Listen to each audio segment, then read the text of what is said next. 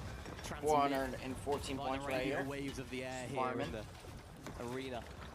Just to use anything and everything to get over the line here, because for them to go back-to-back LAN winners here in Fortnite would mean so much. Such Probably an will be energetic used character in in endgame. Vico. We've seen him dancing throughout the Like day. a lot.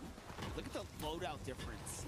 10 shockwaves. Yep, 10 shockwaves. This is just. Crazy. We're not Scroll's playing almost the med dead. kit. We're not playing the Scroll's storm. very We're not low. playing the fight. Scroll is 10 very low. Shockwaves. 10 shockwaves, yes sir. They're playing spoiler. They want to try and cause absolute havoc in this endgame. Romero right there, though, going down early on. A little bit of action here at Stilt Town. Deemish and Dom. You've got a Menace, Shotgun, Shockwaves, as well. 2 heals. A little like the dream shot there loadout. from Deemish, not connecting, Max mats. unfortunately. Amazing. Big game for these guys as well. They need to break into that 350-point mark. Only 4 or 6 points away from it Oh, right wow, now. nice Huge shot. though. Nice shot, From nice Romero shot. onto Z-Dog. Hoyo was in the vicinity too. Liwa, of course, had to solo clutch after Romero went down. What a story this would be as well for the Argentinians. Surprising so many on land. Listen, if you don't have 10 shockwaves in your inventory right now, This guy got I 5 don't want to hear shockwaves. it. Lua and Romero are not prepared. Sky Ooh, and Sky Skro are almost here to died. fight. Let's see how they can do. Sky's in the box. Ooh, Sky died. Wait a second. Oh, Might wait. be eating my words here. Okay, little Yeah, he did. exchange No, going Scroll back died. and forth. No Not Sky. Romero inside to back him up, but No, Sky did. Skro are Sky fired died. up 4 eliminations. My bad. Now they're trying to fight their way I back was into so the confused tournament. for a second. Stepping one step closer now to our 11th place of Peterbot and Pollo, who are at 284 points. Teams that can obviously still win games. And you can see that from Sky and Scroll. They're playing completely differently to what we saw from teams like Shark and Tini, because they need those points, they need those eliminations. If they want any sort of chance at winning this tournament, they need a huge amount of eliminations right here. I think you can see that in the way they're playing. They're not expecting this to go the entire distance here. They're expecting, if we're lucky for them, this game not to go to one of our top 5 teams. They're expecting it to go to one of the teams in the next game. So they need to get the pedal to the metal right now, and that's exactly why they're getting very aggressive. Shark Complete and other Tini end of the just stick, chilling. though. Shark and Tini. I would go to They that have rotation been so very fast, good. but I don't know. They're hiding behind the wall in dirty dogs. They really are not taking any risk right now. This is such a telling format Yeah. to see how teams are all of a sudden shifting strategy, changing gears, attempting different things as we get closer and closer towards the end game. And they don't have to worry about Storm Surge. It's just a much different dynamic. Sky still Sky hunting just gotta things kill down nice. though here. Finds Lua fresh off the reboot. This is what they should be doing. But then this is what happens. You start easing up. Sky and Scroll all of a sudden start turning online, going into endgame, basically frictionless with max material. You're just giving them all the reason in the world to go say, why not win a game? We have everything we need. So it's like a double-edged sword. Well, this is the danger, right? Shark and Tini, they're playing anti-Shark and Tini right now. Remember all the success that they found, both this week and in the qualifiers, was when they were on the front foot, was when they're scaring the lobby, was when they're getting huge elimination games. They've decided to throw that out the window, at least for the early to mid-game here. They all are. Vico Malabuga, 0 elims, they have hiding to, out I right now, suppose. waiting for endgame. What does that mean?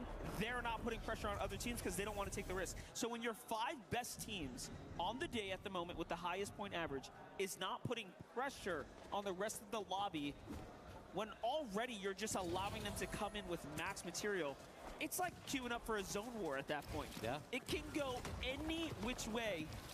Yeah, we're going to another game. Strap in. We're going to another game. Sky and Scroll win this one, you reckon? Absolutely popping off there. Early game. See here. chat. Dharma Deemish as well, another team. Need to break Only into 5 that chakras. Come on, 350 bro. point mark. 3-3-4-7 right now, so... Need to get 10, what's bro. that, one more limb? Oh, They'll get there. They're yeah, chilling. yeah. There's no problems there. And you can see the leaderboard. You can see them in 6th right there. I'm anticipating a game 12. Demis, Darm, Kami, Hari, Victor V, Kanata, all inside the point threshold, and then the tournament ends. It has to at this point. You're letting Sky and Scroll Wow, fire 200. off right Nice. now and play endgame, basically maxed out. I don't know. It ain't looking too good. Sky and Scroll have remembered who they are here. They've remembered. They've been able to pick up high elimination games previously. That last one was an absolute bomb. And they need to continue that in this game. They're looking for it. They're looking for all those points. Here we go, though. Shark and Tini. We've seen Shark them and Tini, let's tumble go, bro. Come on, they at got this this. stage where they're trying to play inside of the storm, trying to glide into the dead side. Nice opportunity there to get into that storm, refarm some of that gas station there as well. They're going to be able to build up. Kami and Hari just next door. Hopefully for Shark and Tini, they won't cause them any trouble. From Kari and Hari need another 5 points, so they are not home and dry yet in terms of that 350-point mark. But even if one of the teams do end up taking it here in this game, the rest of the leaderboard still freezes, right? So you still want to try and, even if you're not winning, get as many points as possible. So even if you're not first, you can get as close to 2nd, 3rd, or higher up the leaderboard as possible. Very intentional positioning now for Cammy and Hari to have that high ground here in the half in, half out. Shark and Teeny put themselves on the bridge so that they can have a metal structure and also that natural elevation as well. Again, the little pieces are starting to come together as teams are positioning up here. Meanwhile, Lua, no breaks from Sky and Skrull as they continue to pressure here. A lot of pressure. Lua is going to be downed once again.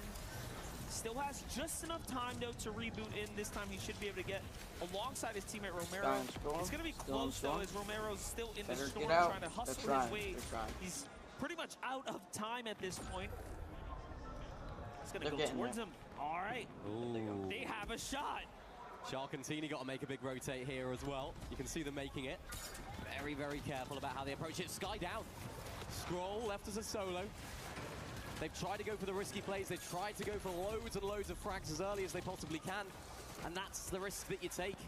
One of you going down, Romero and Liwa, these guys need to try and turn this game around. It's been an absolute disaster for them. The last team you want to be coming up against and butting heads with at the beginning of the game is Sky and Skrull. They have a point to prove. They have points to try and get. Liwa, Romero just need to get the win. So it's an absolute disaster for them. Love to see a little min-max right there. Not taking any storm damage. Farming as much as possible here. Trying to see who will win, bro. Just an extra 10, 20 max. Malabuka, Vico recognizing they need every inch they can take so they can turn it into a mile. Shark, Teeny. Now setting up the big shockwave once again here. The rotates around the outskirts. Little bit of a bag split here is going to cost them an extra one. Foyo's right underneath. Peterbot is hurt. Forced to medkit in the storm. This might be it for Falcons. Peterbot and Dang, Foyo. Peterbot's almost dead. Wow. Skrull is still alive as well. He can overtake them on the overall positioning there. We'll see what that can do to the club championship points. Either way, though, this is not looking good for our story of the tournament going any further. Skrull takes out Chino there as well. He's on a bit of a roll right now. As Peterbot versus Skrull, it's Falcons versus AGAL. They've got the entire team, they've got the entire org on their back, but Peterbot has got another player on his back right now, looking to try and cover as many angles as possible. He's only got 11 builds, make that 9. So much chaos and so much at stake, but Peterbot... Dang, bro, Peter's out. Okay, chat. Can Shark and Teeny win this game, bro? I do not know who's going to win this game, bro. It's going to come very, very close. I'm very excited to see, bro. Trying to see if this is the last game, bro. Trying to see if this is the last game, bro. Chat, it's almost 12. Holy. This tournament has been going on for so long. Romero and Lua have to be stopped. It's not looking good for them right now. Pressure coming in. Backside of Storm. It's Bolts and Acorn who are there to play spoiler. One goes down. That is one team. Wow, that full team died. Jeej. Falling to the hands of Acorn. Oh, just chilling in the sky. Shark. We'll have to watch from the sideline. Still alive. What's Shark and Teeny going to do? They're going to play high, and they're going to look for a lower ground layer. Hari and Cammy down below as well. Demus has gone down. Luckily for them, they are inside of that 350-point threshold, if it even matters. Dom needs to try and solo clutch right now. Shark and Teeny are looking for high. Come on, Shark and Teeny. Come on, you guys got this, bro. I want to see who wins.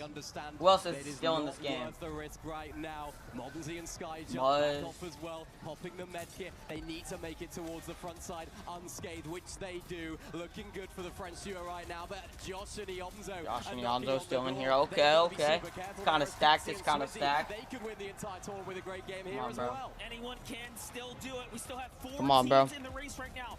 Vico, Malabuka, Swizzy, Pixie, Skyjump, Mumsy, Shark and Teeny are on the game. Shark and Teeny actually have a bit of the high ground. Up goes Skyjump and Mumsy with the super pad to try to buy some time here. Josh, Ionzo. There's a bunch of people. Trying to hustle across the map. Oh, nice. Come on, go for height. Just got themselves positioned. Still looking up. It's Muzz and Sphinx who are trying to Pixie. just keep the tournament going.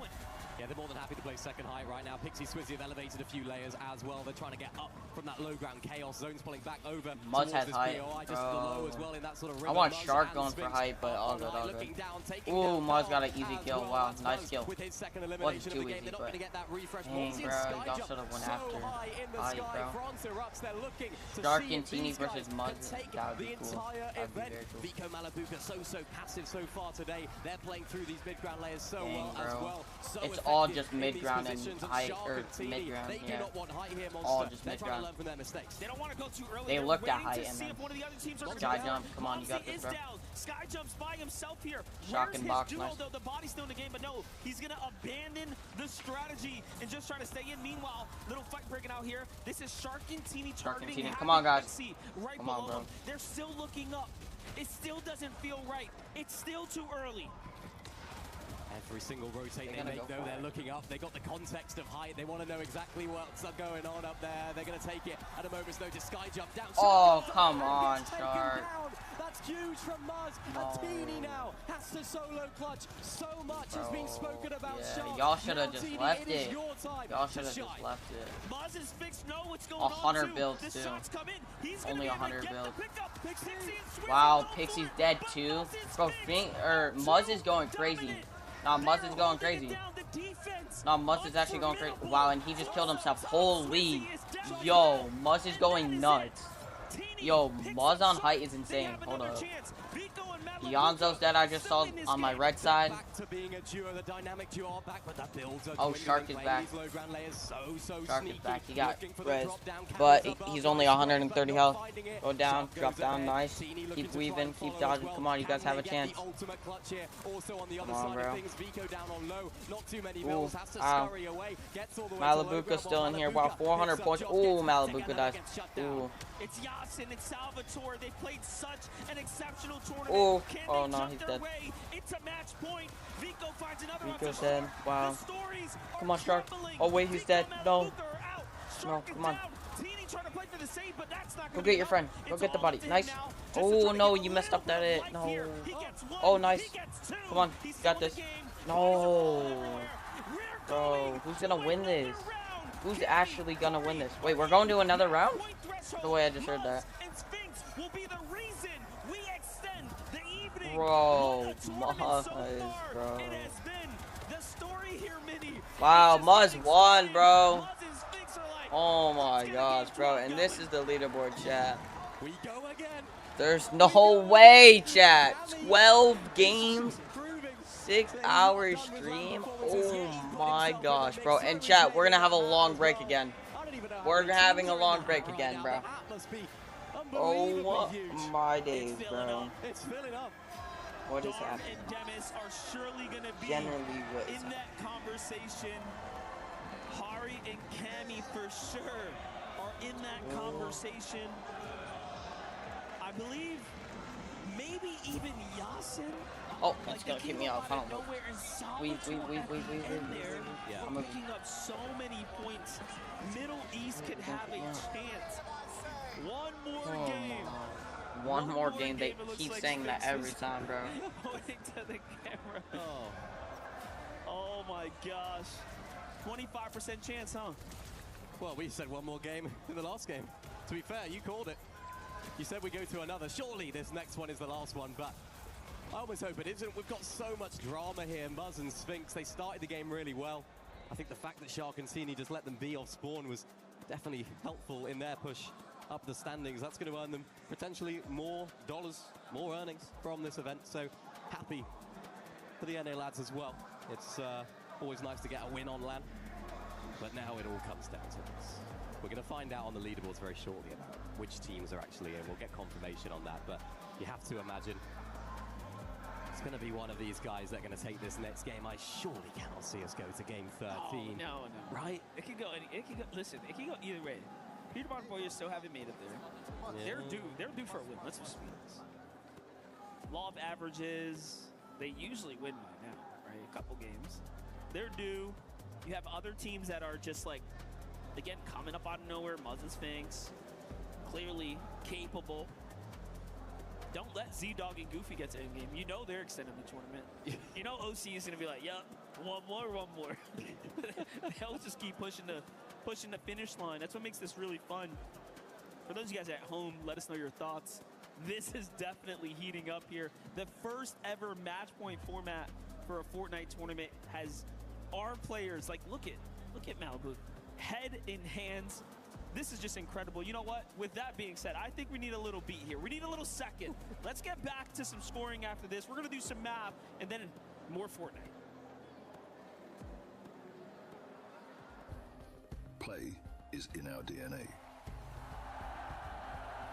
Whenever we let it out, it becomes our superpower. Now imagine an entire city being built to supercharge it. Qadir City, powered by Play.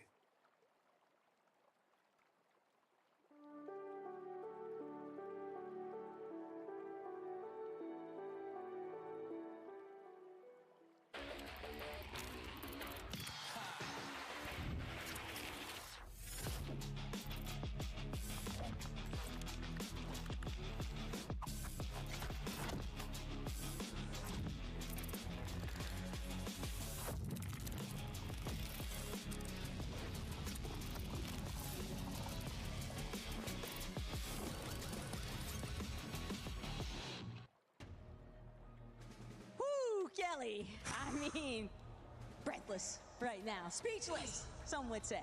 I cannot believe what we just witnessed. Everyone, Muzz and Sphinx from NA grab a victory royale finally. And listen, we saw the social media. Muzz, I saw that you were doubting yourself, and maybe you should have been doubting yourself all along, because that is what he needed to get the win. Like, Kelly, let's keep it a buck. Everyone in this building wanted to see a conclusion, but none of us could have ever anticipated that it would take this long to reach it. Shark and Teeny have been on match point for over 3 games now.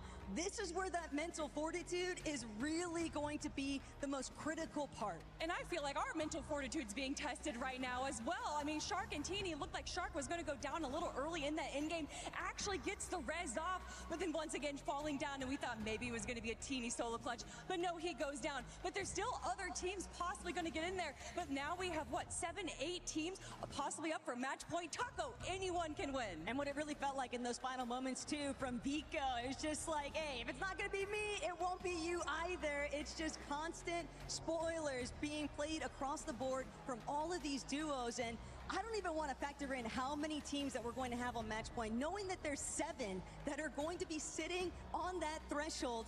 And it's just ridiculous to think about the fact that so many orgs have had the opportunity now to potentially play catch-up on that championship club feature, because T1, even in the mix now with Darman Demish. Whew, so many big names that are trying to prove themselves, trying to get those points for the CC. But of course, we're all looking to Falcons, we're all looking to AGAL, and I don't know necessarily how they're going to be performing compared to the likes of Aurora Gaming, because they really are just the standout team right now. But like you said, 7 teams at match point. It doesn't matter how well you've done, it doesn't matter how many eliminations you've gone throughout the day. All that wins right now is the win. But even still, with 7 teams potentially able to take it home, Kelly, I'm waiting for some Evil Fortnite. We've already been witnessing a lot of Evil Fortnite ever since, and all those teams that were outside of that match point threshold, hey, they're ready for their dubs. You know what? I'm ready for the dubs as well, and I think our audience members, you guys at home, are you ready? I know you are, so let's go to the casters.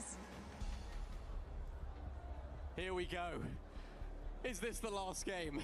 We said it going into the last one. Game 11.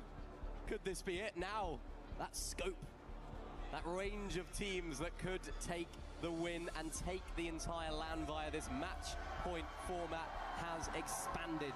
Well, chat, we got another game, bro, and the game should be starting very, very, very soon. Give us 2 more, give us 3 more. I mean, at this point, anything can happen. But ultimately, the odds now are looking staggering in favor of those at the point range, right? Yep.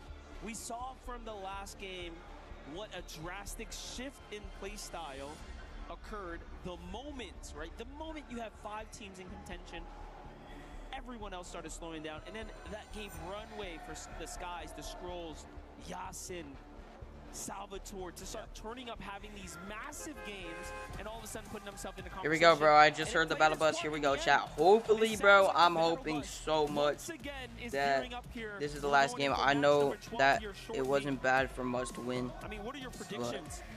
Are we gonna have? But come on, bro. It's time to wrap it up. Will a new team arrive at the top, or will someone in?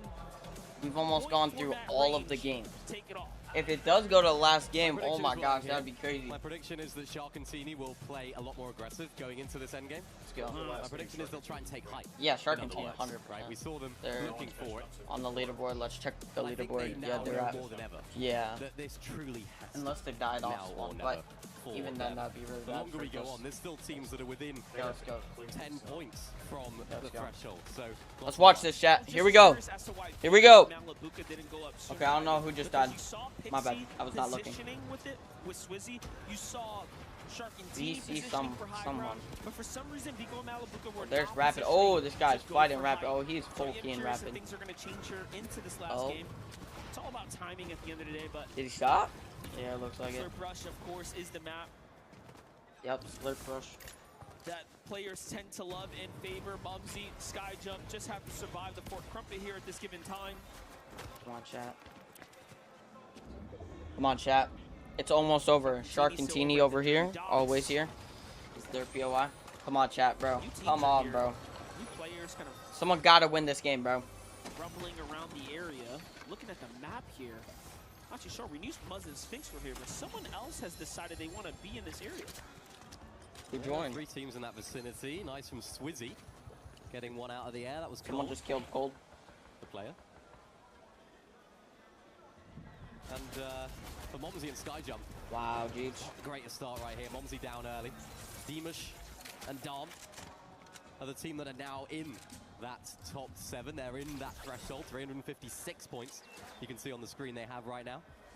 And Sven, their coach, will be licking his lips at this opportunity. I don't think he would have thought going into this second half of competition that they would be close to it, because they just didn't have the level of performance that we typically would see from them. But could this be their time? We've seen them have big wins in the past. Shark down. Teeny there as well. Izzy is closing on in. Teeny has to try and retreat. Shark's body down there. All the loot being captured by Izzy and Nosif together. Oh, they're closing in. They don't want to let this one slide.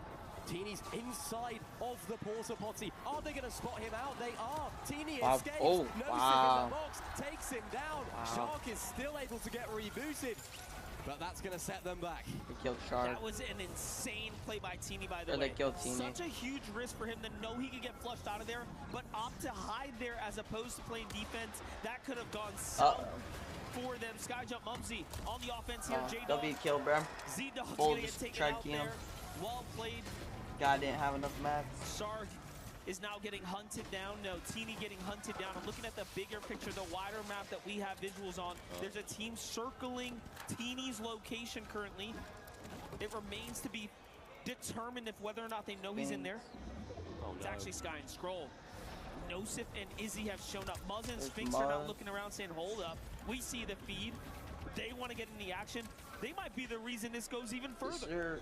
Goodness though, Teeny no shield. I generally think Just back someone in the will game. win this game, bro. A very unwanted welcome from the perspective of Teeny. He does have that purple pump.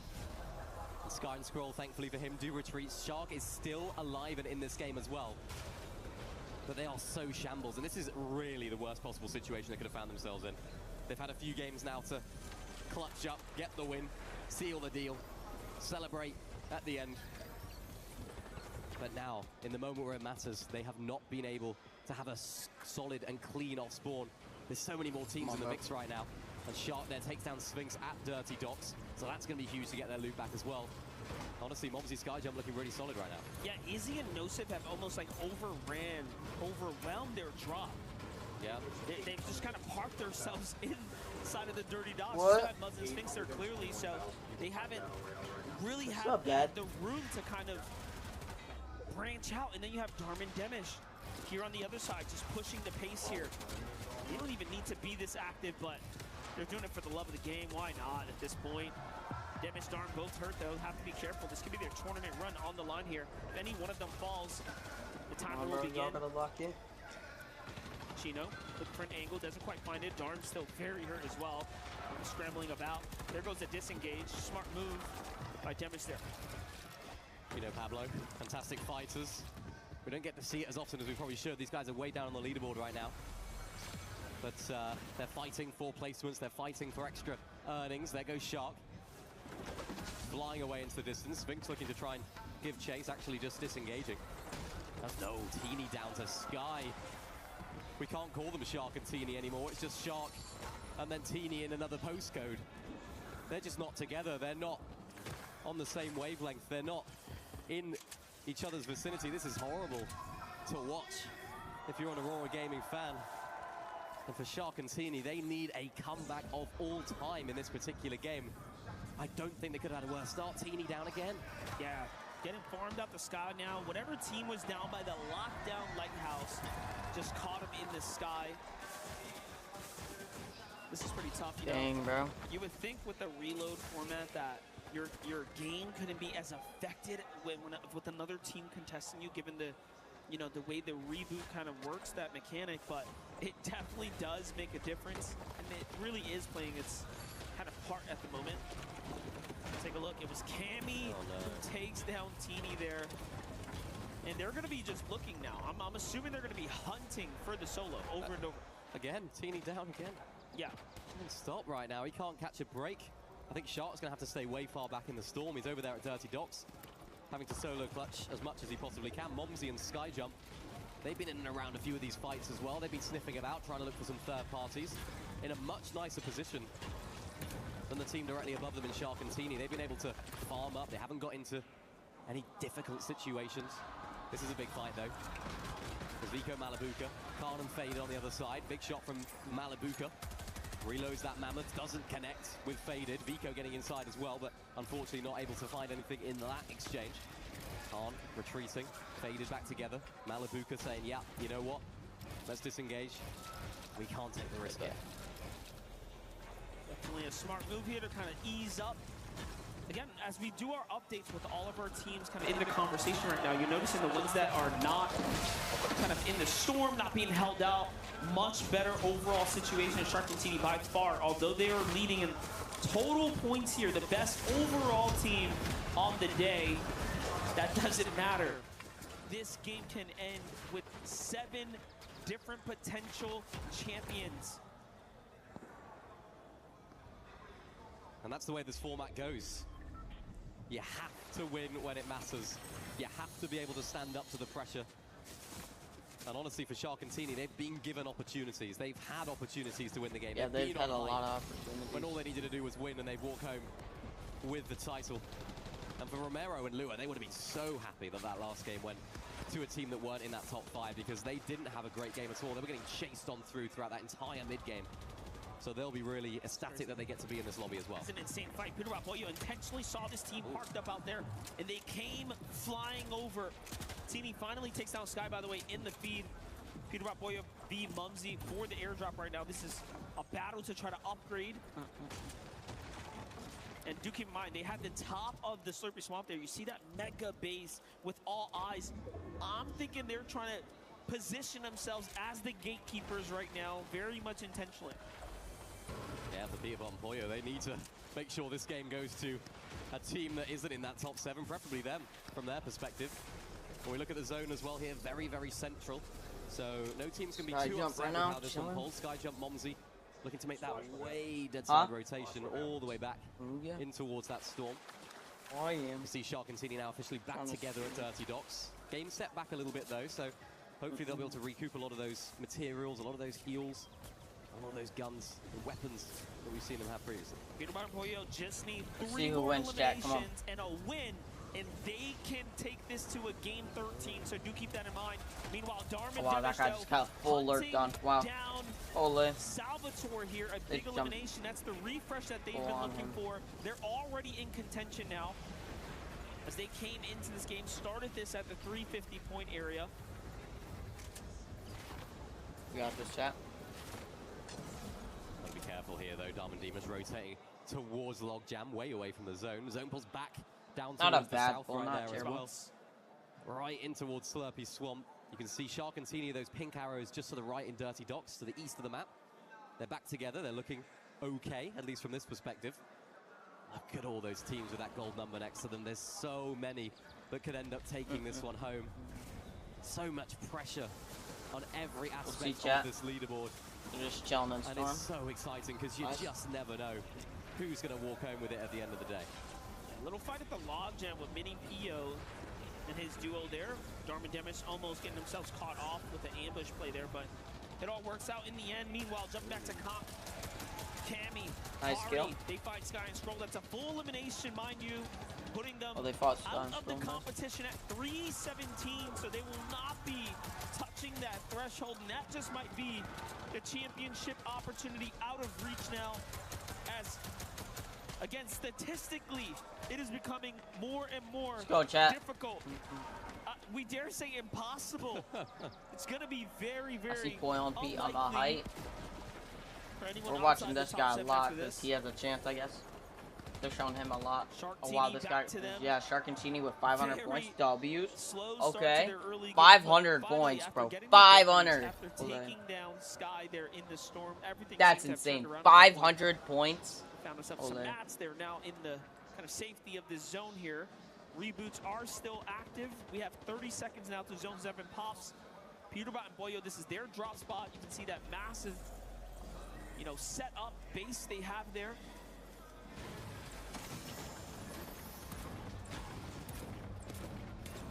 Nardo victory 10 points away from that 350. Yeah, it rotated straight to Peter's drop.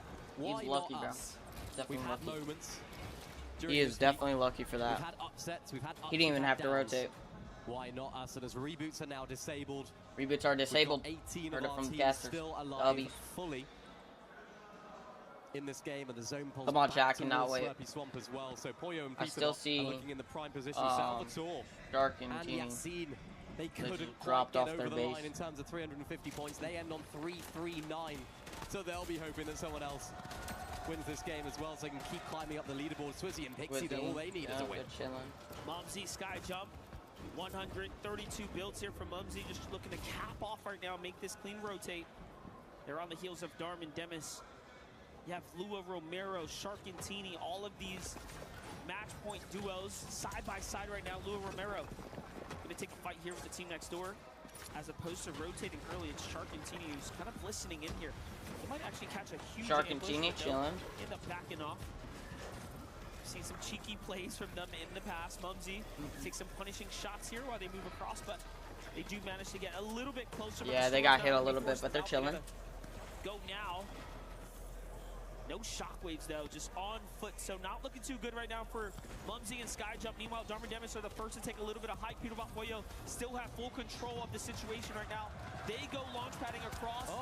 Crash padding. Teeny, Shark. This isn't real. Cammy and Hari, and after seeing that We're going elimination, you know they're going to be more and more aggressive right now. Teeny has to distance himself from the rest of the competition. He's getting chased shots from the side. 6 HP. Okay, chat, let's watch this. 6 HP. Oh, GG's.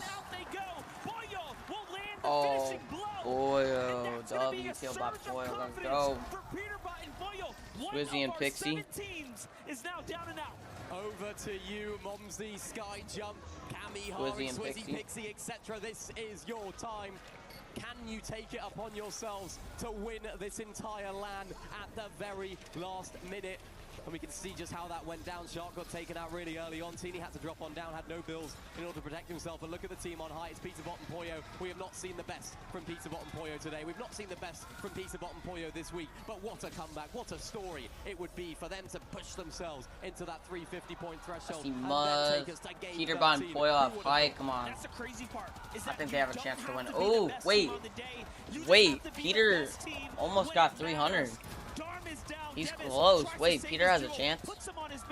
Peter still got a chance. But he does not have enough strength to keep him in the game. Neither does Vico. You just need a good game, bro.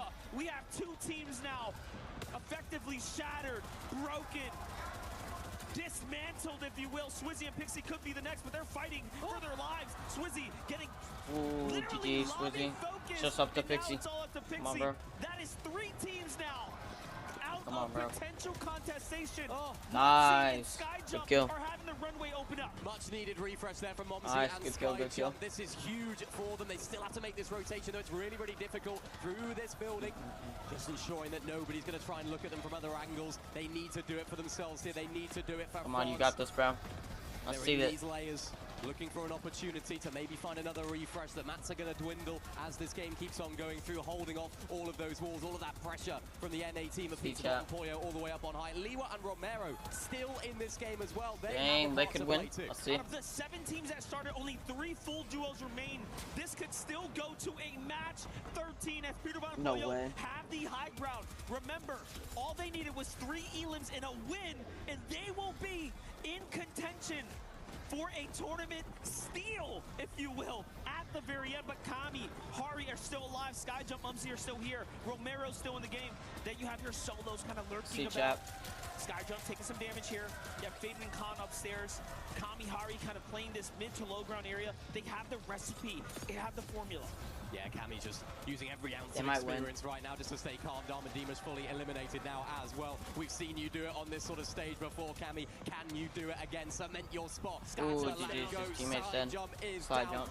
Momsy needs to solo clutch here as well. Not too many points gained from those guys, but all they'll be thinking about is that win. Vico down there as well. So many of our top 7 teams are either out or wounded. One of the only teams that are still alive as a duo, it's Kami and Ari. And Lua and Romero as well. You cannot forget about them. They have won multiple games here all week long. Kami, Hari, 300 build.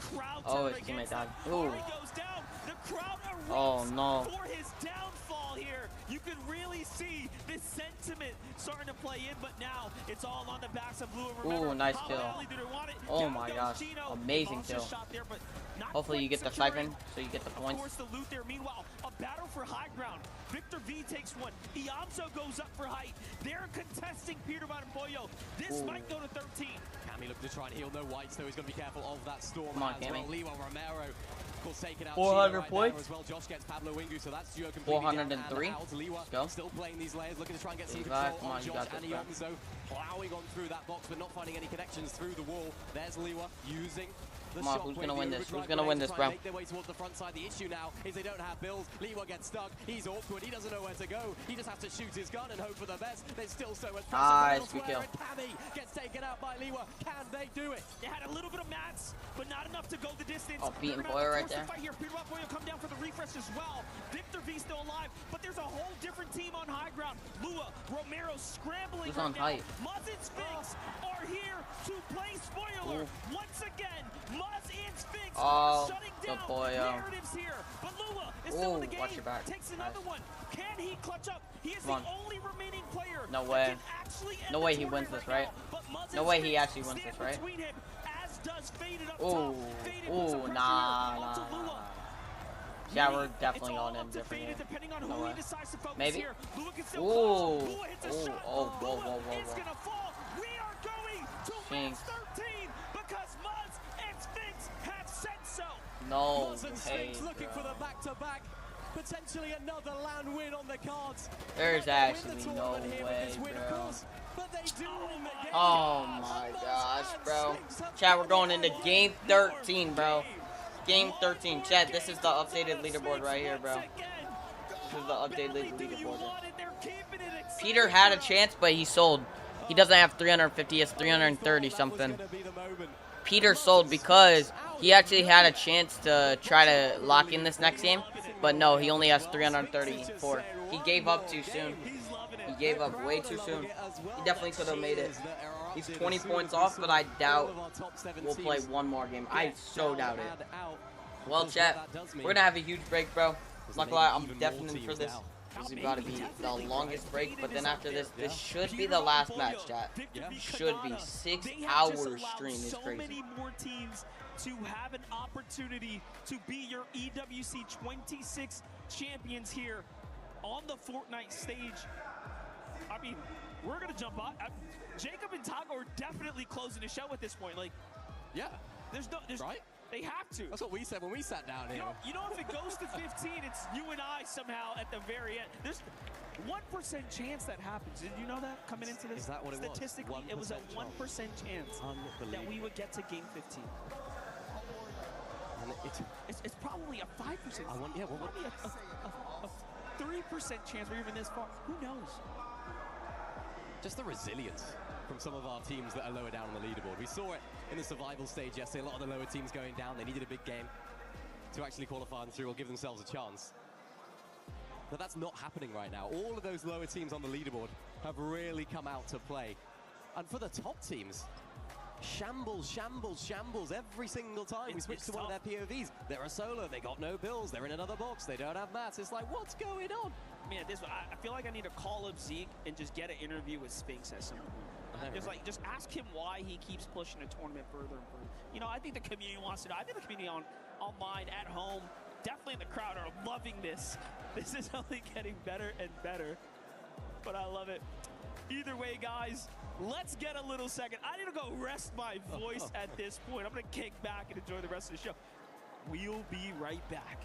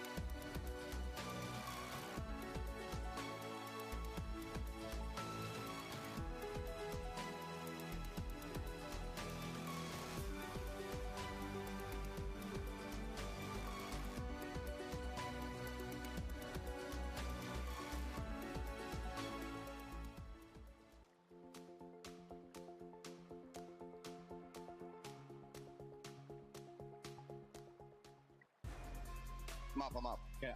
Yes, heal up. Bundle. I chill up too. Come in. That's his foot. No, please, bro. Please don't. Wait, it's Pixie. It's Pixie. If they win the tournament. Yeah, spray. Nice. One more game! Yeah. Do you hear me? One more game! Muzz and Spinks send it to one more game with the back-to-back, Levin. Are you not entertained? I mean, we all knew it. This format was going to provide cinema. It is delivering. One more game. Oh, my goodness. It will end. We now have 9 teams out of 20 that are at the match point threshold. This is absolutely insane. Muzz and Spinks with back-to-back victory royales. And even with the back-to-back, they're still not at match point. You boys got to do it again, Vivid. They're still not on match point. They're in 15th place, Kelly. Listen, we keep seeing these performances from some of these teams where it's like, oh my gosh, they're doing so good, but just on the later half of the tournament here. I mean, but this is what is so fun about this tournament, because still you can't count a single team out. I mean, realistically, any one of these teams could still win the competition with 3 games left. Maybe you go back to back to back and you get enough eliminations, you really can't count out any of the team, no matter where they're at on the leaderboard. And just to remind everybody at home, we are capped at 15 games. If we do, for some reason, end up going to 15 games, which I highly doubt it. Speak too soon.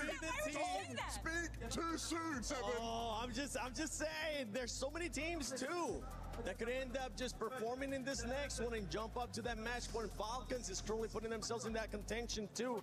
But if we do, for some reason, go to those 15 games, it will be the team with the most points. And right now, that team with the most points is none other than Shark and Teeny. And for them, they've been on match point since game 8, Kelly. Yeah, I'm looking at the run here. We got multiple first places, a second place, a sixth place, tons of eliminations. They have everything that they need to be able to prove themselves at the best of the very best. But Vivid, what they don't have is that final win. And when you watch these end games, when you see the chaos going on, the high, low, mid ground, there's no more stability. There's no more holding high ground or people controlling the front.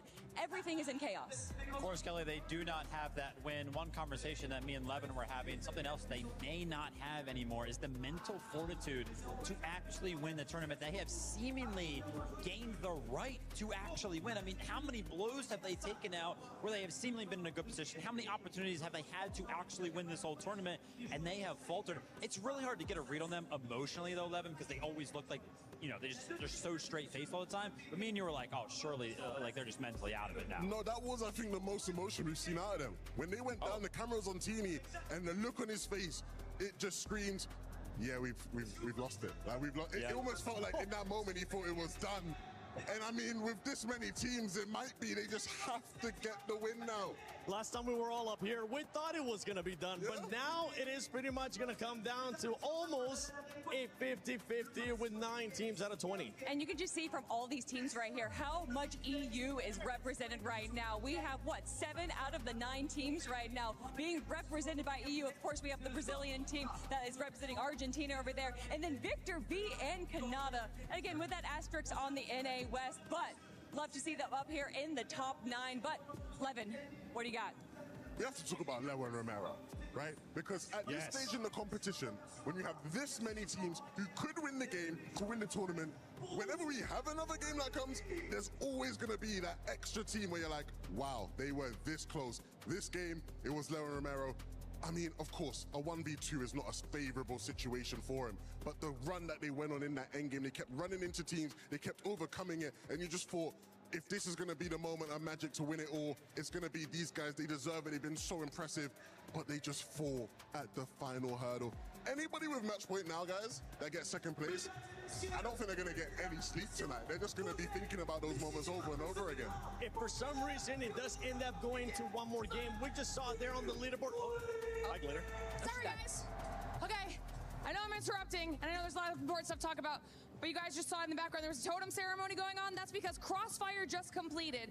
Baisha Gaming, the team that knocked Falcons out of contention, the team that knocked AGAL out of contention, they have won.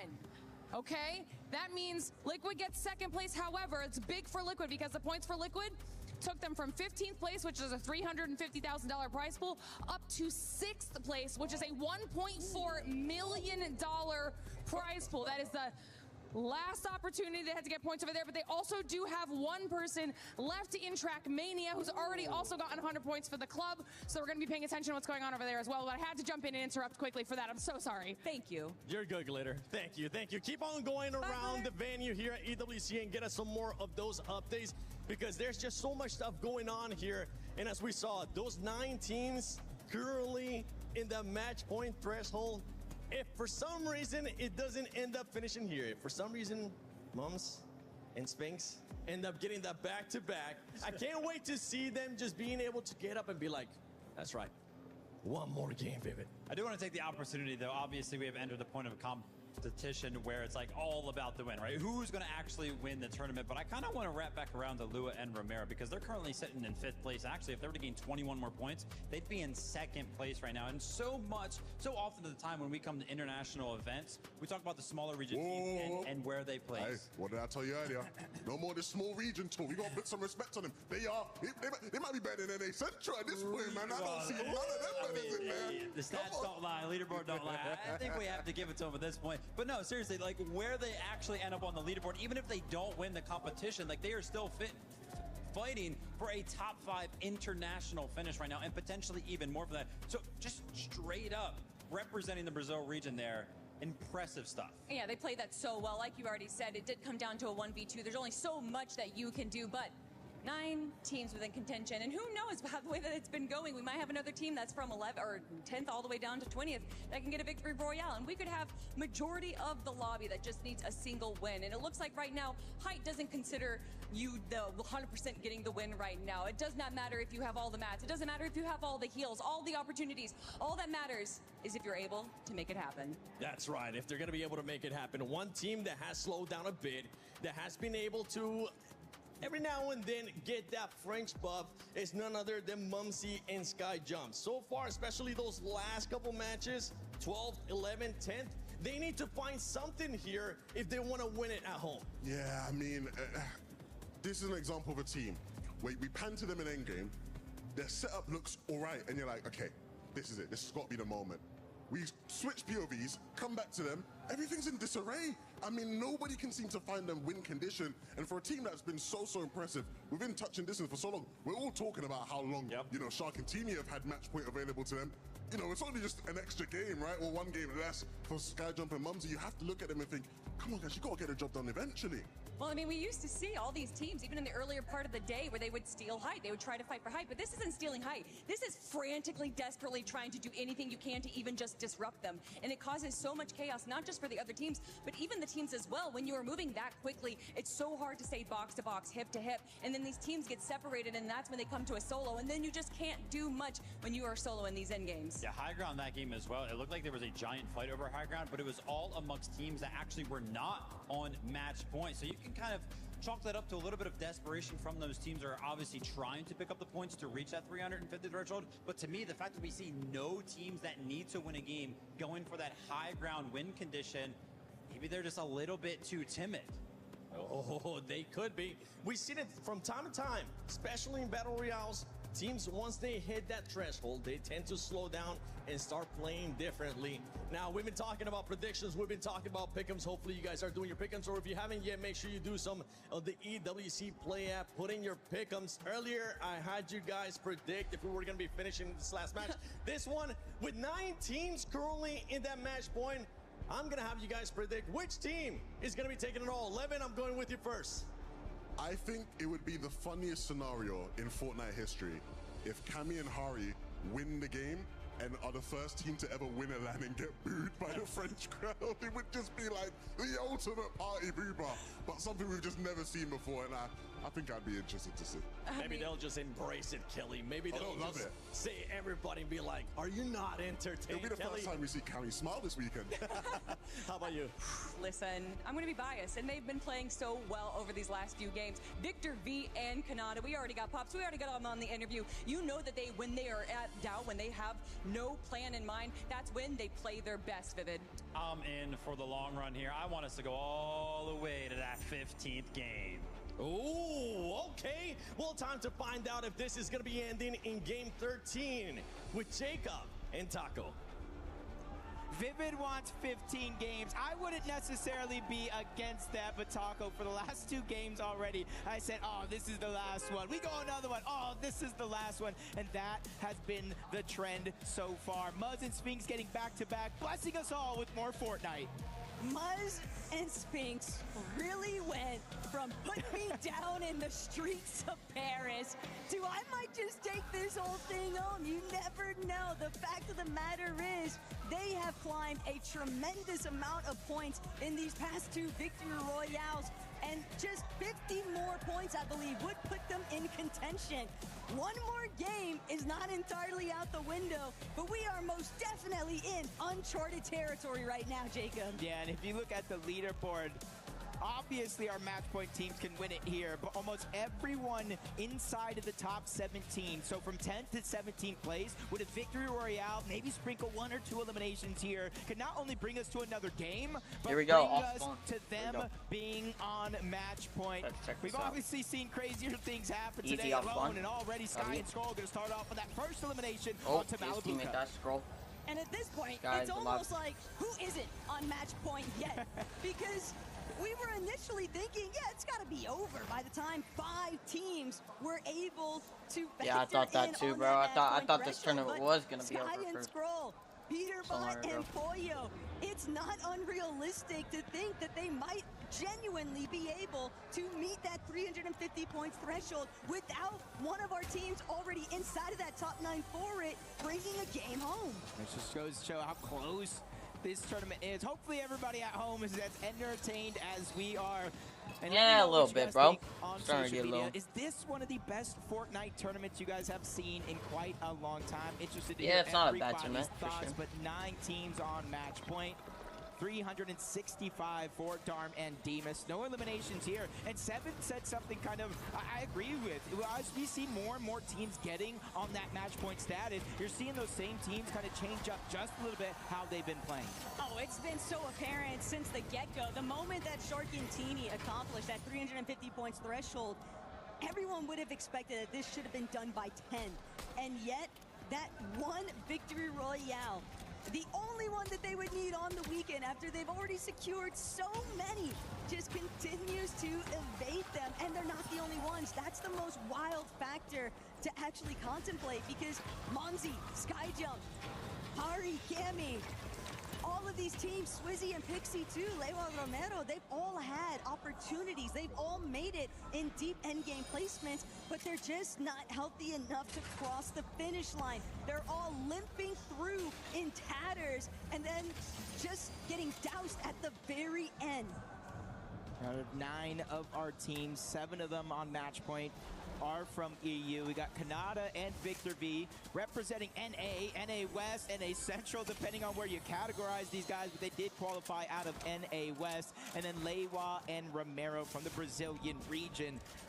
And I honestly want to see another game, to be honest.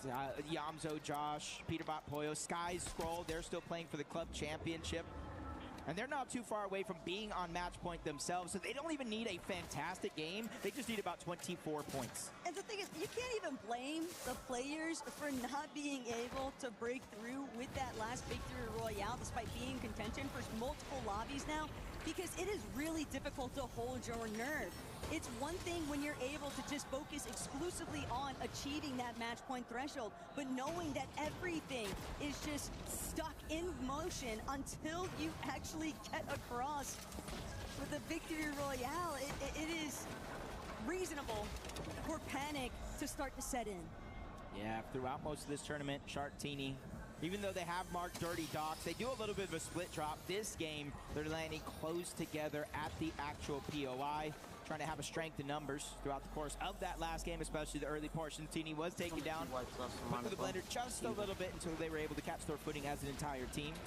This time around, they don't want to fall far behind. Eliminations for everybody inside of the top 9 isn't a necessity at all. Simply put, as long as they win 0 eliminations or not, they will win the entire thing, as Momsy Skyjump find their 5th elimination of this game onto Izzy. Oh, and 5 Izzy so far in this early game has not been having the greatest time. But the eliminations don't really amount to much of anything aside from maybe some additional space clearage, because for a team like Momsy and Skyjump, they've been sitting on that match point threshold for numerous lobbies already, Jacob. All they're fixated on now is just trying to make it towards that victory royale finish.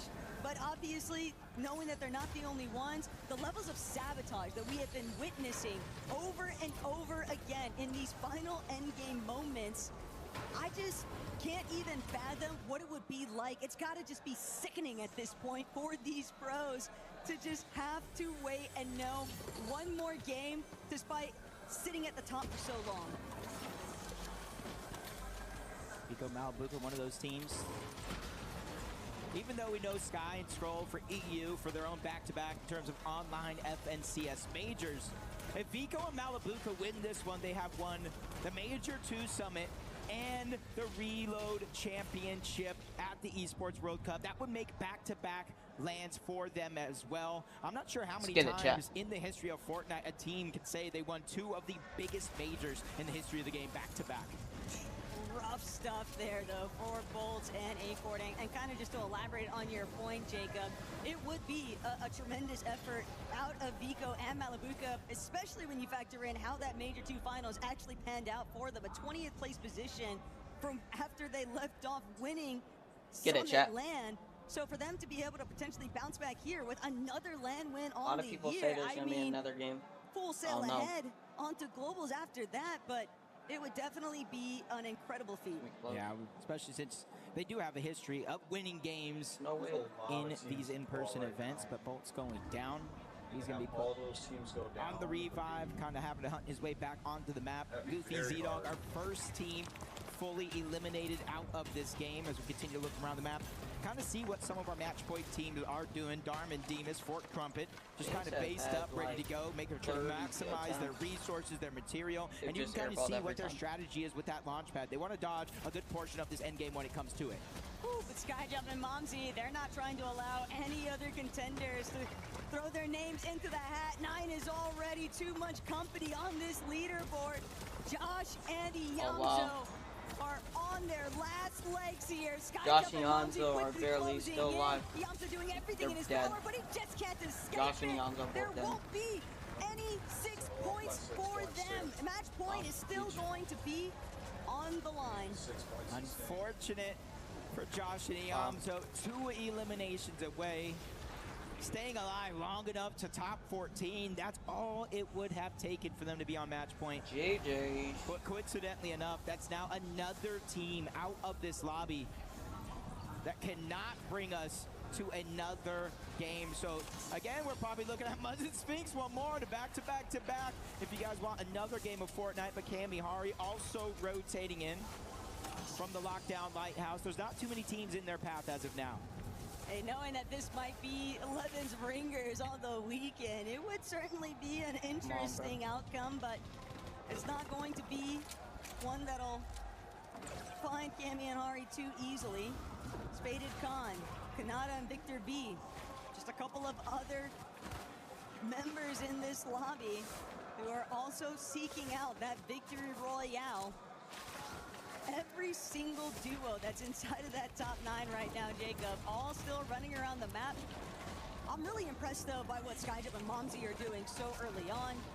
I know that Kanata, nice little review of how he's getting active up against the likes of Khan, taking down some direct opposition, but for Skyjump and Momsy to have been sat on this match point for an almost identical period to Shark and Teeny, and they're still willing to be as aggressive as they have been in this lobby. It's almost like they're playing with reckless abandonment, but at the same time, they're still being calculated. Yeah, it just goes to show that on some teams changing up their strategy, playing a little bit more passive. Skyjump, Momsy, not fixing what isn't broken, or at least not just yet. Shark and Teeny, a little early to rotate out of Dirty Docks, or at least earlier than we've seen him in some of these games so far. In the 5th zone, trying to probably be proactive, position themselves accordingly, because they don't want to go down here where it's just so hard to get back into the game, let alone back to your teammate. And the club championship points, Jacob. This is the difference potentially for Aurora to potentially be staring down the barrel of not just several hundred thousands of dollars, but a couple million if they are able to win this tournament. Shark and Teeny would secure those 1,000 points and catapult them ahead of Virtus Pro on the EWC leaderboard. That's huge implications all across, not just the leaderboard, but the club championship leaderboard as well. Onto Skyjump. They get their 6th, or I should say the 10th elimination. I was looking at Skyjump alone. 10 eliminations here. 10 elims. Point, just going to show that they're 6 really for one and 4 on the other. It's crazy. In the later they're popping off. Game 13, they're actually just popping off. Victory Royale though on the side. It does look like that's crazy. 10 elims this match. Yo, you guys are and that's something.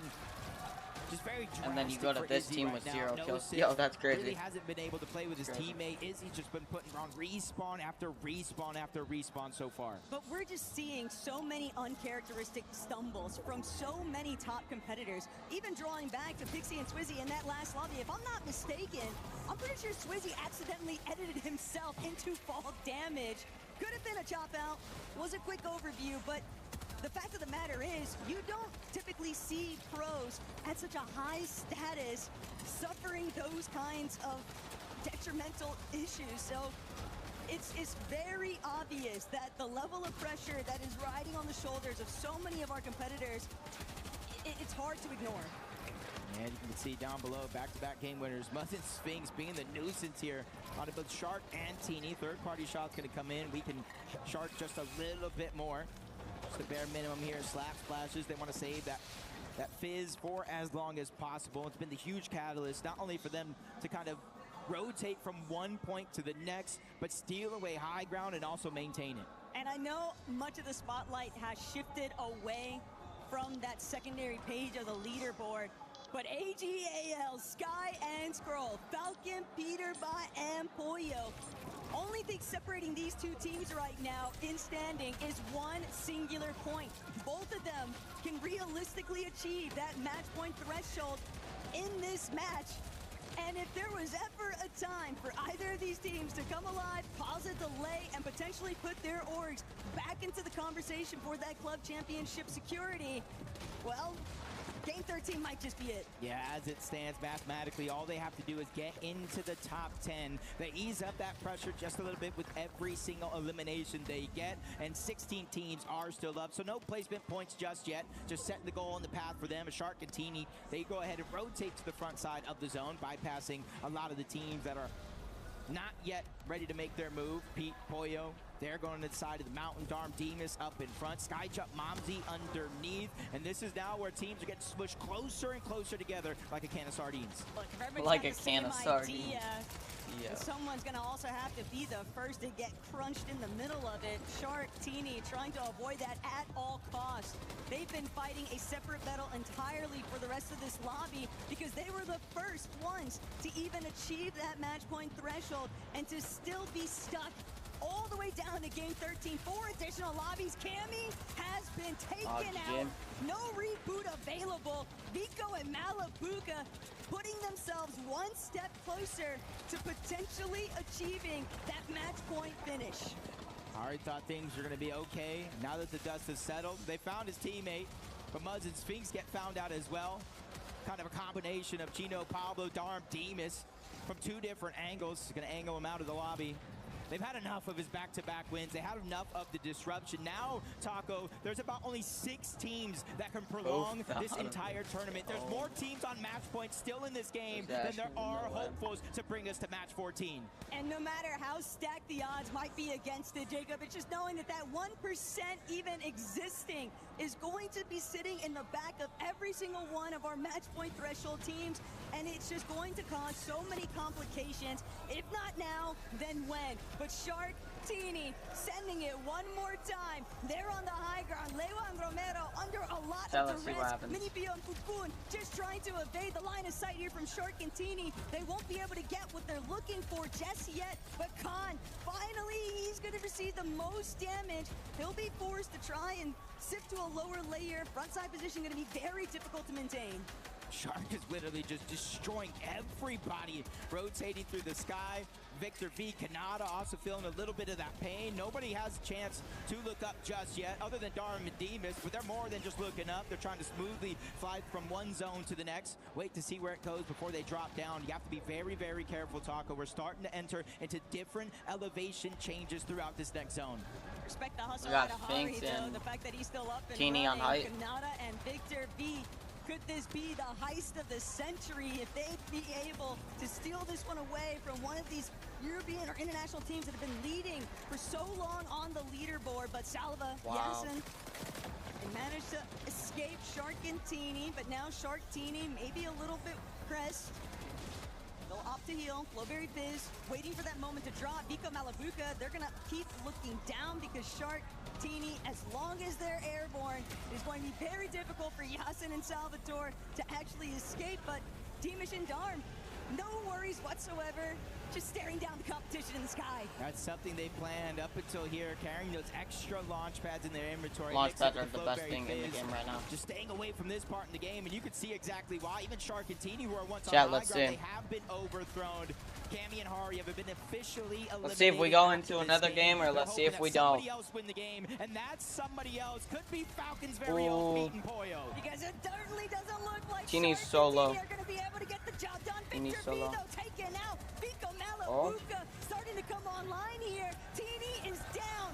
Shark maybe still up in the running, but with Kanata as a solo left to fend for himself, all of these teams, Kanata still here. 7 of them still trying to keep the hopes alive for that match point. Relatively loosely, because a couple of those teams are going to be stuck to just solos here, but top 14 Oh, they just got placement chopped. points starting to set in. Wow. Peterbot and Pollo have officially been chopped Sky down. and Scroll were on Darm and hype, Demas are but then gonna be they dropped. underneath, but they don't make a play for it. So for Pete and Pollo, they're going to be able to stand their ground, but how long can they hold those 10 toes down?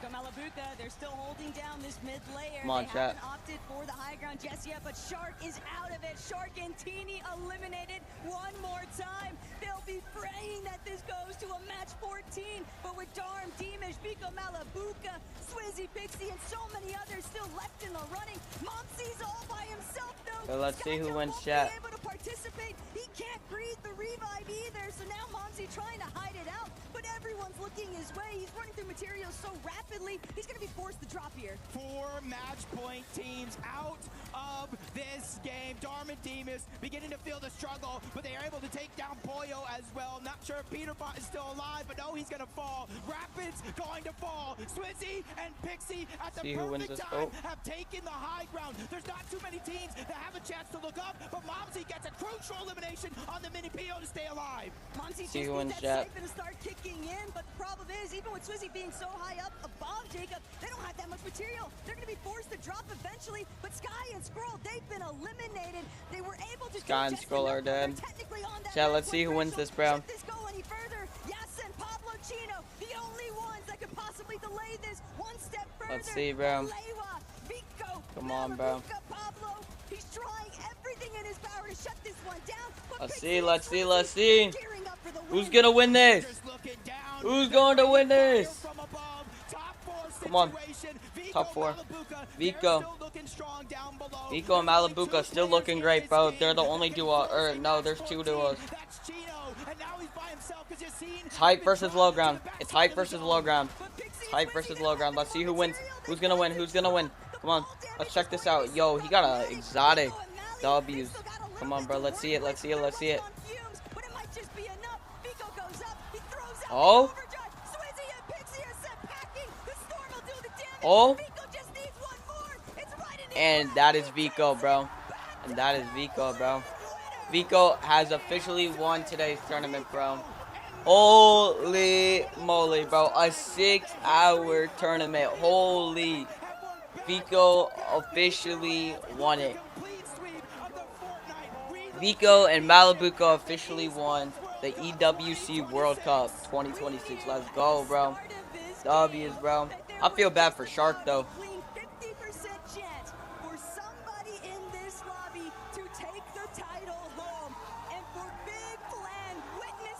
Yo, he's so happy. Wow, chat. That's crazy. That is crazy, chat. That is crazy. Again, and coming into this event, people were looking at Shark and TD, Peterbot and Pollo, but it was Vico and Malabuka that rounded out that big 3, and you guys can see why. I just love watching the excitement in Vico's face. I love every single bit of the emotional endeavor that is clearly swept across both That's of them. crazy. The relief that's got to be washing over them. It took so much to even get to this stage. No! And you also have You to see think what he about just it, did? Jacob. 2 times. Oh my god, yo. Chat, y'all gonna see that. Hold on. Oh my god. Yo. The broadcast recorded that too. Chat, give it a minute. 50 eliminations throughout this Oh my god. match final. There's actually no way he just did that. Victory Royale was the one that mattered. Vico, Chat, give it a minute. Malabuka, they go back to back. These guys are now the team to beat. They have to be looked at as one of the best teams in Fortnite history. And the impact that this has had in terms of those club championship points for all the other orgs that are still looking to be participants for it. Falcons and AGAL are left in a very awkward position. Team Aurora nearly had the chance to take over, but at the same time, Vico Malabuka, I want to hear their final words. Next shot's here. Two. I'm shot him. Yeah. Shot him. Nice. And last one.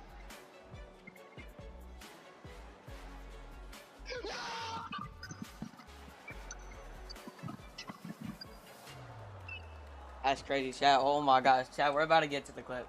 Oh my gosh. Such an insane moment from these guys, showing all of their emotions. That's crazy. I cannot believe they still won.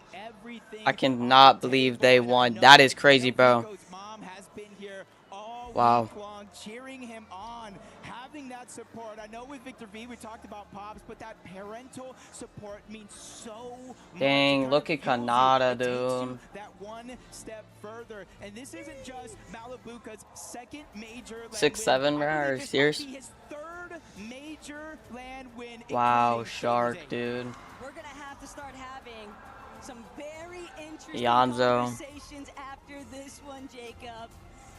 The impact Wow. of a match point format is going to be remembered for Peter. a very long time here Wow. in competitive Fortnite history. And not only that, but for Vico and There's the Malibuca official leaderboard. especially, the way that they were still able to keep their composure just long enough, it speaks dividends to the leadership behind Malibuca. Because one thing that has always been sort of touted about Vico, he is a phenomenal fragger in his own right, an outstanding individual player, but the best fraggers always come with the biggest problems, and yet Malibuca still able to rein all of that in and utilize only his strongest components. It was tough scenes though, because we saw page one. Dang, bro. Cannot believe he actually just won. Jump and Momsy have secured a second place finish, but it's all about the winners. Barney, let's hear from them themselves. Here we go, chat. Ladies and gentlemen, after 4 days of Fortnite action, we have finally found our champion. A stressful day for a lot involved, I can imagine, but it is of course Vico and Malibuca from Big. Congratulations, guys. Vico, let's start with you, man. Every game that as people were getting on match point, as the further on that we got closing down into that 15 match cap, how was the stress? How was the pressure? What was the vibes like between you guys? Honestly, vibes were great. Couldn't have been any better. That's crazy. Yeah, the vibes There were was great. stress, there was No pressure stresses. because, I mean, we already proved that we're a good LAN team. You know, we won last LAN, Summit LAN. Yeah. Nah, I mean, just great. Back to back. Back to back, chat. Back to back. Malibuca, we got to talk. 'Cause the first time me and you met, I believe it was Back to back, chat. 2022. Let's go. And, Dang. Am I your good luck charm? Because it seems like you seem to win on LAN whenever we're here together. Congratulations, man. Tell me what it's like. That's actually crazy, bro. They won, bro. I feel bad for Shark. With him and, you know, secure this victory here at the Esports World Cup. It just feels amazing to have Vic on my team because there is Shark, there is Peterbot, but I genuinely think that this game and many other games, but especially this game that we won, that led us to win the tournament. If I had anyone else in the world besides Vico, we wouldn't have won it. Vico just killed, I'm not sure I'm gonna rewatch it, but he just killed like 10 people, got a scap match, did everything. GG's, he wanted chat. to the last team. Still He just cannot did believe they everything. won. Like, he's just the greatest player of all time. I love that. Big props from teammate to teammate. I love that. Right, guys, There's his we've got mom, some I stuff to think. do, as you can imagine. So follow me. We're gonna head GG's, over chat. to the Crusher. Let's check this out, bro. I think they're going to the trophy. I think they're going to the trophy. Let's check it out. Final match in order to become champions of the Esports World Cup. Yo, he's doing that to Peter. Oh, nah, that's crazy. Now look at Peter at the bottom right. Nah, that's crazy. What an incredible performance. Dang, bro. And here we stand That's crazy. with 19 keys surrounding the Crusher. And once we secure this up here, your key will be the only one that is left intact. That will sit That's inside crazy. the trophy. And that's all she wrote. Right. So let's get on with it. Vico, I'm going to get you to press that button, and that's going to open up the iris and reveal the Crusher. Go for it. Here we go. Revealing the teeth, the only Crusher in the building that can crush 19 keys at once. Malibuca, you've earned this, buddy. Okay, pull on that lever and send them all down. Ooh. Wow. Did that feel good? It feels That's good. It crazy. feels amazing. Does, doesn't it? It feels good, right? That is crazy. Now if we can get Jacob, who is our key master, to come out, present you guys with your key, the only key that is left intact from this competition. Congratulations, guys. Right, a little bit of housekeeping for you guys, okay? Boys, I'm gonna need you to listen. Hold on, I need you to listen. I'm gonna get you to walk down the Gadia City grid. When you get to the trophy, place your key into the trophy and seal it. And then I want you to lift the trophy for everyone to see. Wow, Cement this is your crazy, legacy bro. as champions. Ladies and gentlemen, make some noise for Vico and Malabuka. They are big.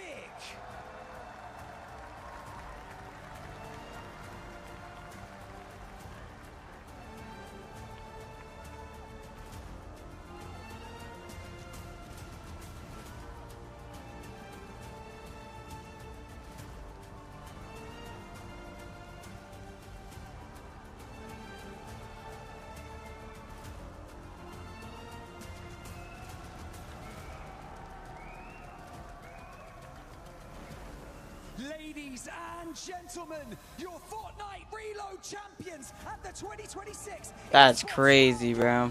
W's. They are big.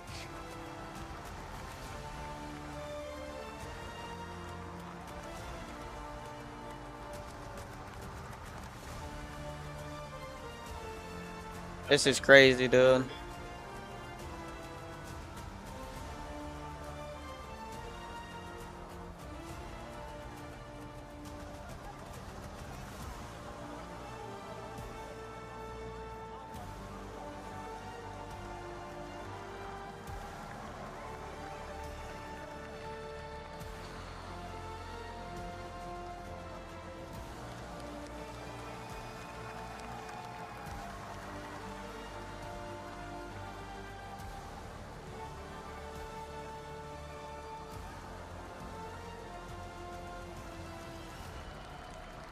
That's crazy, dude.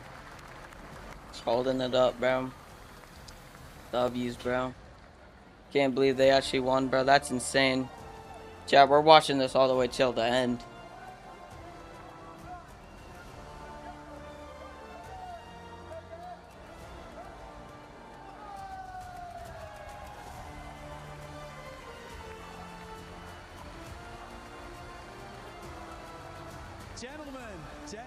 Gentlemen, you haven't got rid of me yet.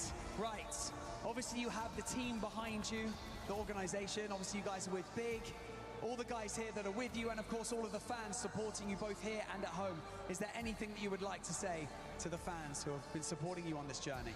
I want to say thanks to all the fans for supporting us, for believing us, because we're kind of under the radar. Somehow we won Summit Land, but still no one expects us to win this land, but I guess like keep not noticing us, and big thanks to Big, to my family, especially to my brother. He's doing so many great things. He's helping me so much throughout so many years, and thanks to everyone who just helped us. Vico, I'm going to come over to you. Actually, before we talk, we have another surprise for you guys up here on the main stage. Yeah, of course, man, of course. Because this is crazy, bro. Hey, W win, W stream, bro. This has actually been an amazing stream. This has been amazing everything, bro. I'm not saying much because I want you should give me the battle pass. No, I shouldn't. No, I'm joking, bro. I'm doing that next season, bro. I'm doing battle pass giveaways next season. But yeah, it's been a W stream, bro. It's been a 7-hour stream. 7-hour stream. I haven't been talking because I've been letting them, you know, share their moment. But this is insane. The trophy looks amazing, bro. I'm glad, you know, they're taking turns holding the trophy. Sometimes, you know, the fragger or something. But normally, sometimes only one person gets to hold the trophy. But they're sharing it. It's just W's. Can't believe they won, bro. It was such a long day, bro. The starting stream at 5:40 in the morning, bro, was insane, bro. This tournament was insane, bro. I highly recommend it. It was literally the best. Tons of viewers, bro. I appreciate all you guys. We're not ending until, like, this is fully ended. But just came on to say that. I wouldn't be playing with him. I would be probably queuing with, I don't know, my IRL friends or something. So, yeah. No, it feels great. You know, MVP of the tournament. Let's go! I don't know what to say. Congratulations, guys, once again. And so, for one final time, I'm going to get you both. Yeah, so he's the MVP, so, like, he's been kind of the main guy, but still, they've been taking turns. You know, they were a duo. You know, this is amazing, bro. And we'll do this one more time. Ladies and gentlemen, your Fortnite Reload. Let's go! Yes, sir! Let's go! Yes, sir. Champions right there, bro.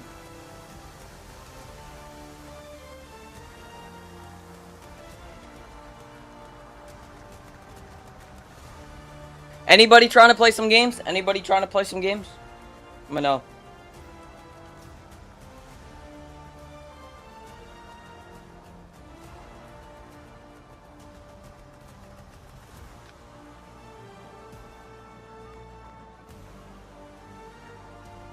Vico and Malibuca, the duo that was able to hit the match point threshold in Game 11, comes out as champions, and Vico gets that MVP.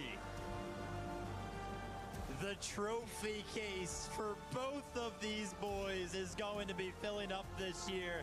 How symbolic of not only the Fortnite. This is amazing, bro. This is actually amazing. They got their own private security. Are we serious? Private security? Dude, that guy is so hyped. I would be too. They chose Aurora Gaming, Team Falcons, and AGAL. They just won $260,000, bro.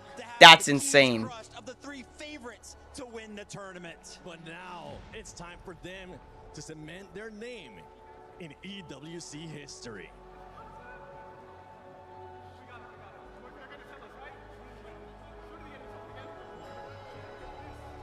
Paris, please welcome to the Totem your winners of the Fortnite Reload Championship. It's big!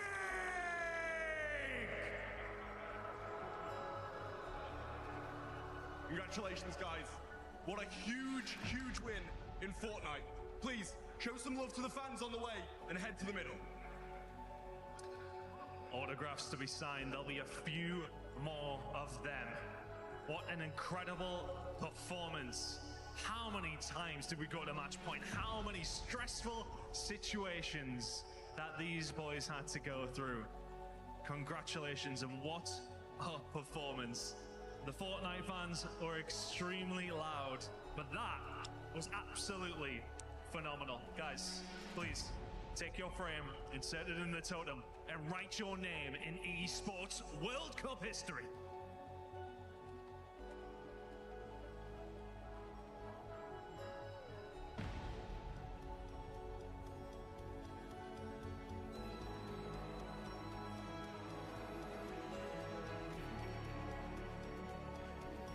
Here they go. They're putting the star. And it has been complete.